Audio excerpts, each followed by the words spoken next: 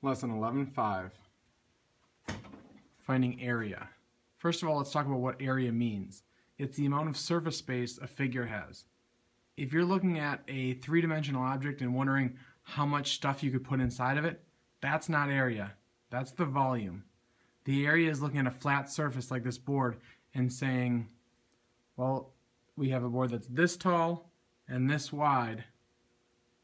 How much space fits inside of that? Or how much space could I write on? That's the area. Let's look at this first example of how to find area.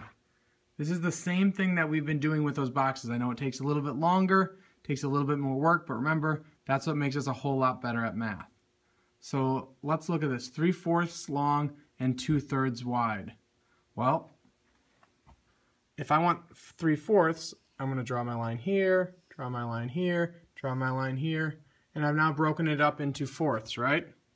And I'm going to shade in 3/4. It's a little messy. It's okay. So I shaded in 3/4. And now I want 2/3 wide.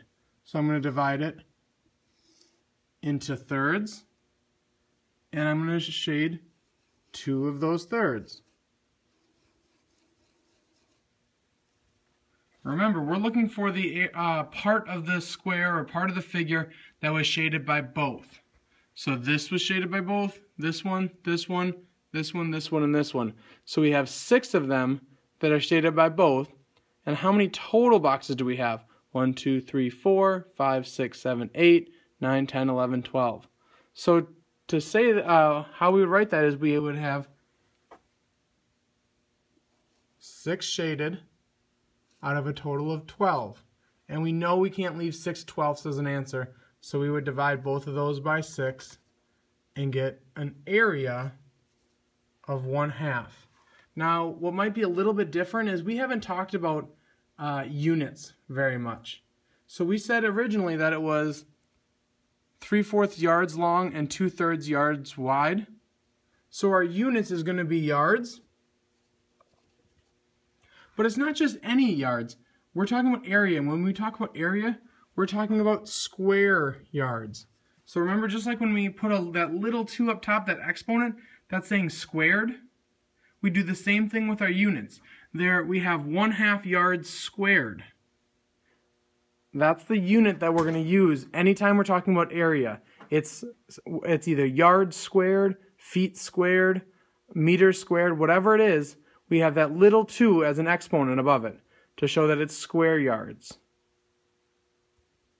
The next formula to find area is going to be pretty easy. It's what we've done before.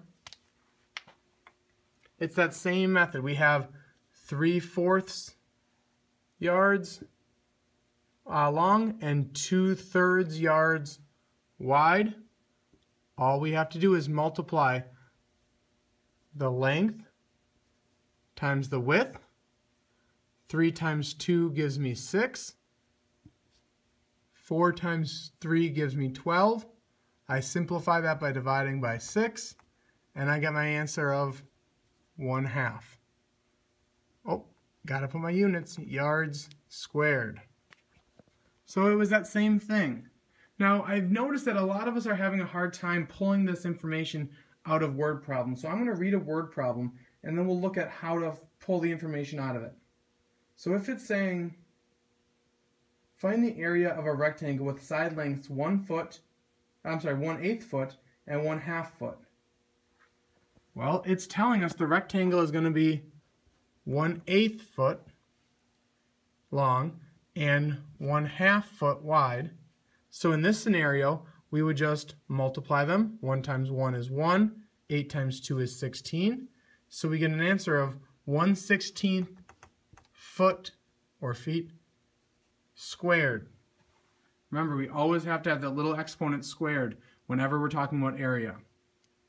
All right, let's take a look at some practice problems here. Let's first look at the guide to practice. If we have 2/3 yards long and 1/2 yards wide, we're going to use strategy 2 over here, where we just take 2/3 times 1/2 and we get 2/6. and we have to simplify and divide each by 2, and we get 1/3. Oh, and look at that, I didn't put my units on there. Yards squared. Even when I didn't have enough room, I had to have it on there, otherwise it's not accurate. For number 2, we have 3/4 and 3/4. Why do you think you might have that? Pause the video and talk about why you might have 3/4 and 3/4. Right.